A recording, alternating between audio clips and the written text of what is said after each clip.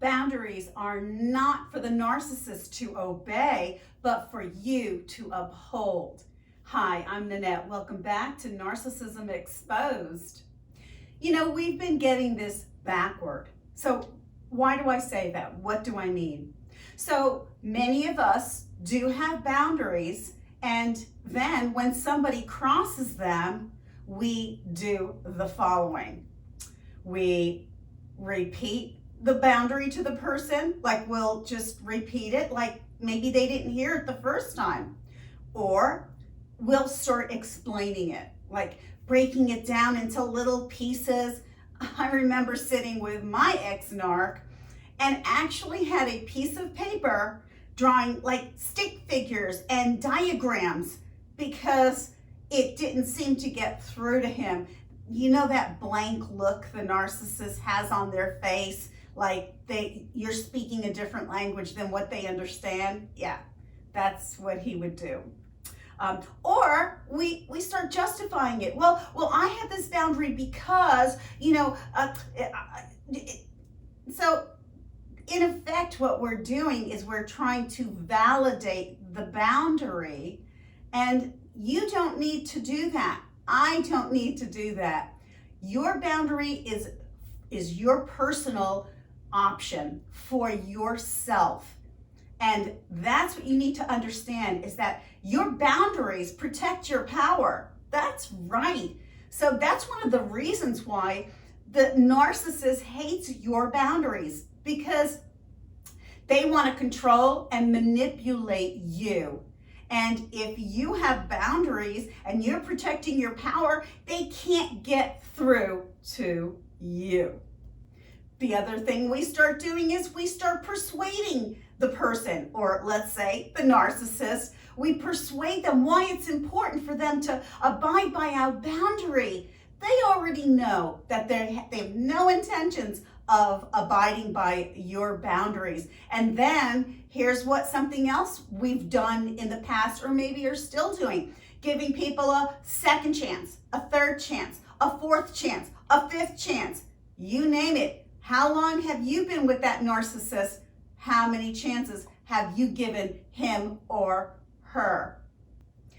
Here and now, we need to change how we handle people who walk across our boundaries. We need to change our behavior, because it's a lost cause trying to get the narcissist to change his or her behavior to respect you and to uphold your boundary. I want you to put the power back into your hands. So let's say you're in a conversation with the narcissist and you're in a room somewhere, and he or she starts yelling at you, screaming at you, calling you names. Now, already they know you're not going to that's one of your boundaries. You're not going to tolerate being talked to like that. And so instead of reminding them about your boundary, you walk away. It's all in your hands. It's all in your power. Same thing if it's on the phone. You're on the phone with the narcissist and he or she starts berating you or belittling you. You know what? I'm not going to tolerate that. I'm hanging up right now. And hang up. You don't wait for them to give you permission to hang up. You hang up. You are very courteous, especially in light of the situation where you let them know, I'm hanging up now. That's it. You do you. You protect you. Your power is back in your hands. Let's say the narcissist decides to ghost you. So for however many days, let's say 2-3 days, 2-3 weeks, 2-3 months, you name it. That old narcissist, that they're going to do their dirty deeds towards you. And when they're ready to come back, you don't let them come back, period. You don't give them a fourth, a fifth chance, a sixth chance. You don't hear out their explanation, because you know that the narcissist makes up stories. They make up excuses, and they're not even good excuses. You know that. So you simply do not invite them back into your life. You don't give them access to you. This puts the power and the responsibility back into your hands. I want you to see that, you know, I understand being a victim, but once you are educated and have knowledge about how to protect yourself, you're no longer a victim. You are empowered, and I want you to see yourself that way.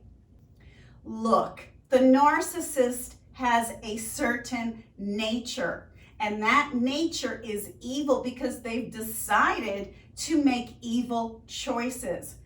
Just like you have that good empathic nature, and many of you are Christians, you have that Christian nature, you're not going to turn around and start treating people with evil.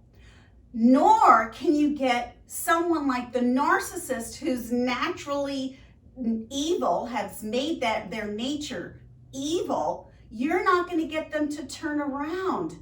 So every year you let it go by, decade, for some of you 30, 40 years, you have to understand that is their true and decided nature that they decided to be.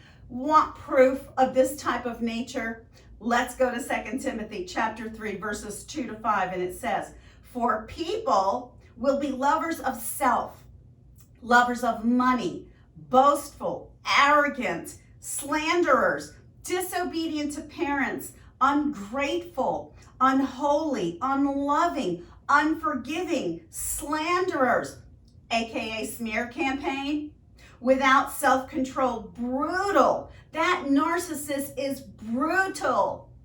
"Despisers of good." Again, your nature, you've chosen to be good. The narcissist has not. So their nature becomes more embedded in who they are because they chose to be that way. "Traitors, headstrong, haughty, lovers of pleasure rather than lovers of God, holding to a form of godliness, although they have denied its power. Avoid such people." I love those three last words in those series of scriptures. Avoid such people. Why? Because God wants you protected. God wants you walking in peace. God doesn't want you to be a victim. So when you see somebody is habitually like this in their evil state, you now know what to do. That's right. And you know what? This is called self-love. When you uphold your boundaries, first of all, know what your boundaries are, be very clear, and then you uphold them. That's called self-love and self-respect. So no matter how much the narcissist tries to disrespect you, right? That's on them. You respect yourself.